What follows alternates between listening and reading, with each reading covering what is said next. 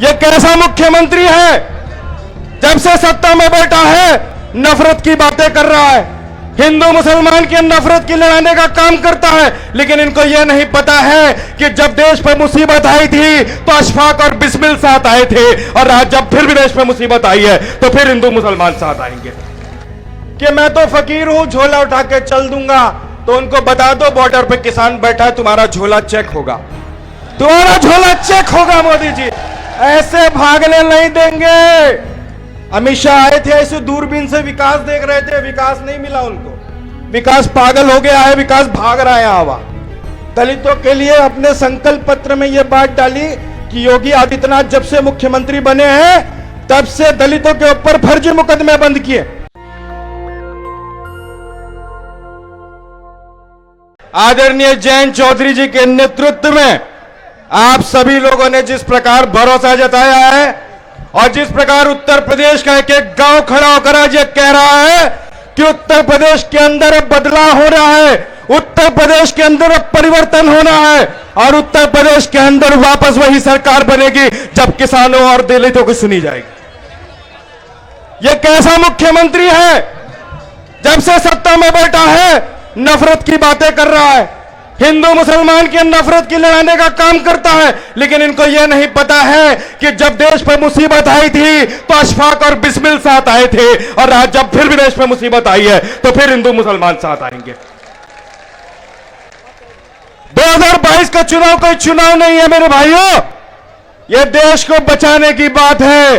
Corona के दौरान गंगा में जो लाशें बह रही थी उनका बदला लेना है इस बार। जो लोग ऑक्सीजन से तड़प तड़प के मरे हैं उनका बदला लेना है इस बार। और जब आपको ऑक्सीजन की जरूरत पड़ रही थी, खून की जरूरत पड़ रही थी, तो आप ये नहीं कहते थे कि हिंदू से लिया है, मुसलमान से लिया है। तो आज क्यों कहते हो कि ये हिंदू है कि मुसलमान है? आज भाईचारे को बनाने की बात है। जब तक हम भाईचारे को नहीं कायम करेंगे तब तक हम ये उस देश की कल्पना नहीं कर सकते जो सरदार भगत सिंह ने करते थे, जो बाबा साहब अंबेडकर कहते थे, चौधरी चरण सिंह जी करते थे। और मुझे पूरी उम्मीद है आप लोग हाथ उठाकर इस बात की कसम खाइए। अरे मैं कहता हूं उत्तर प्रदेश के दलितों, अरे जागो। जब तुम्हारी दलित बेटी के साथ हाथरस में बलात्कार हुआ तो ये मेरे नेता ने उसके पीठ पर लाठी खाने का काम किया था। और मैं कह देता हूं वो लाठी जयंत चौधरी जी के पीठ पर नहीं, संपूर्ण दलित समाज के पीठ पर थी। और मुझे पूरा यकीन है 2022 में उसका बदला लिया जाएगा, उसका बदला लिया जाएगा। और हम इंतजार नहीं करेंगे कि उस अखबार के पन्ने में किस दिन हमारी बेटी का नाम छपे, क्योंकि वो सभी की बेटी होती है। वो हमारी आपकी बेटी नहीं, वो सभी की बेटी है। और मैं कहता हूं बॉर्डर पे किसान बैठा है, मोदी जी कह रहे हैं कि मैं तो फकीर हूं, झोला उठा के चल दूंगा, तो उनको बता दो बॉर्डर पे किसान बैठा है, तुम्हारा झोला चेक होगा, तुम्हारा झोला चेक होगा। मोदी जी ऐसे भागने नहीं देंगे। अरे नीरव मोदी गया, ललित मोदी गया, नरेंद्र मोदी को भागने नहीं देंगे। और किसान बॉर्डर पर फसल की लड़ाई लड़ रहा है, और आपकी काम है इस देश में नस्ल की लड़ाई लड़ना।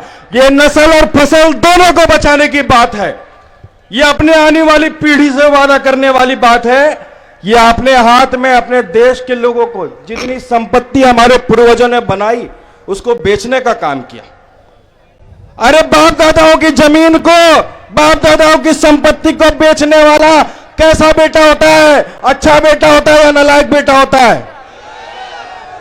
तो बाप दादाओं के, हमारे पूर्वजों के, पंडित जवाहरलाल नेहरू से लेकर जो भी प्रधानमंत्रियों ने जो भी देश के लिए बनाया उसको बेचने वाला वो कैसा प्रधानमंत्री है?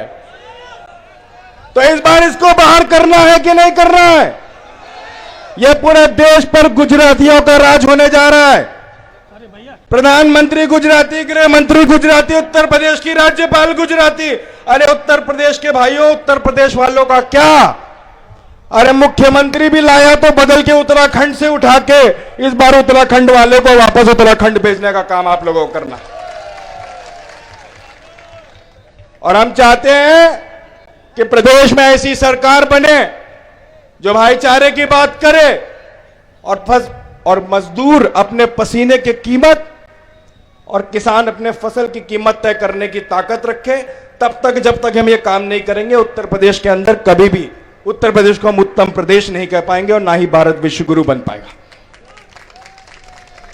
बेटियां सुरक्षित नहीं है। अमित शाह आए थे, ऐसे दूरबीन से विकास देख रहे थे, विकास नहीं मिला उनको। विकास पागल हो गया है, विकास भाग रहा है यहां। महंगाई देखिए चरम पर है। और अभी देखिए, मैं तो आपको कहता हूं कि अभी उपचुनाव हुए, उपचुनाव के अंदर जनता ने सबक सिखाया तो पेट्रोल के ऊपर 5-10 रुपए कम हो गए। तो आप लोग चाहते हो कि 25-30 रुपए और कम हो जाए क्या? होने चाहिए कि नहीं होने चाहिए? कितने कम होने चाहिए? तो 50 कम करना है तो उत्तर प्रदेश के अंदर उनको 50 से नीचे लाना पड़ेगा। उनकी सीटें अगर 50 से नीचे होंगी तो यकीनन पेट्रोल 50 तक आ सकता है, क्योंकि उपचुनाव की हार के बाद जैसा पेट्रोल का कीमत कम हो रहा है, पूरा यकीन है कि जैसे जैसे आप लोग चुनाव हराएंगे हो सकता है पेट्रोल एक दिन आपको 10 रुपए का मिलने लगे। क्योंकि अभी जो पेट्रोल की हालत है वैसा लग रहा है सोनार की दुकानों में पेट्रोल मिलेगा कुछ दिनों के बाद। दलितों के लिए हमारे चौधरी साहब ने दलितों के लिए अपने संकल्प पत्र में यह बात डाली कि योगी आदित्यनाथ जब से मुख्यमंत्री बने हैं तब से दलितों के ऊपर फर्जी मुकदमे बंद किए। 2 अप्रैल भारत बंद का फर्जी मुकदमा हजारों लाखों दलितों के ऊपर पूरे भारत में लिखा गया, लेकिन उत्तर प्रदेश के अंदर सबसे ज्यादा लिखा गया। और यह बड़ी जिम्मेदारी से वादा करके जाता हूं कि 2022 में सरकार बन रही है, बनेगी नहीं, बन रही है। और बनने के बाद 2 अप्रैल भारत बंद के सभी फर्जी मुकदमे वापस लेने का काम राष्ट्र लोक दल की सरकार करेगी। अरे इनके मंत्रियों के बच्चे विदेश नहीं पढ़ेंगे। आज आप दलित गांव का जो आपका गरीब दलित है उसके भी बच्चे अमेरिका लंदन जाके पढ़ेंगे। वो भी व्यवस्था की है लोक संकल्प के अंदर कि किसी भी देश में पूरे दुनिया के 500 बेहतरीन यूनिवर्सिटियों में जाकर दाखिला ले ले, पूरा खर्चा उत्तर प्रदेश सरकार उठाएगी।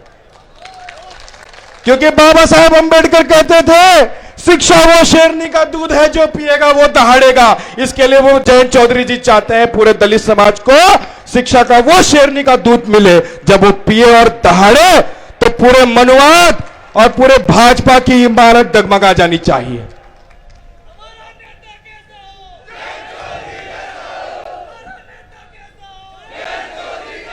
मैं चाहता हूं कि जाने से पहले एक नारा जरूर लगे, क्योंकि बाबा साहब अंबेडकर मान्यवर कांशीराम जी की विचारधारा को बहुत लोग भूल गए हैं, लेकिन हमारे राष्ट्रीय अध्यक्ष आदरणीय जयंत चौधरी जी का मानना है कि हम उनकी विचारधारा को कभी मरने नहीं देंगे।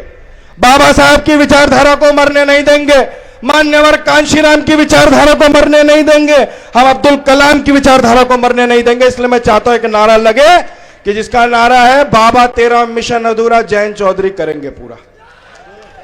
बाबा तेरा मिशन अधूरा, जयंत चौधरी करेंगे पूरा। बाबा तेरा मिशन अधूरा, जयंत चौधरी करेंगे पूरा। बाबा तेरा मिशन अधूरा, जयंत चौधरी करेंगे पूरा। और मैं चाहता हूं कि इस बार नारा लगे जय भीम बोलूं तो जय किसान बोलना, और जय किसान बोलूं तो जय भीम बोलना। जय भीम, जय किसान, जय भीम, जय किसान, जय भीम, जय किसान, जय किसान, जय भीम, जय किसान, जय भीम, जय किसान, जय भीम। नेशनल दस्तक की आपसे गुजारिश है कि अगर इसको बचाना चाहते हैं तो नेशनल दस्तक को सब्सक्राइब करने के लिए रेड कलर के सब्सक्राइब बटन को दबाएं, फिर बेल आइकन की घंटी दबाएं। नेशनल दस्तक को बचाने के लिए बहुत जरूरी है कि हर खबर को शेयर करें, लाइक करें, कमेंट जरूर करें।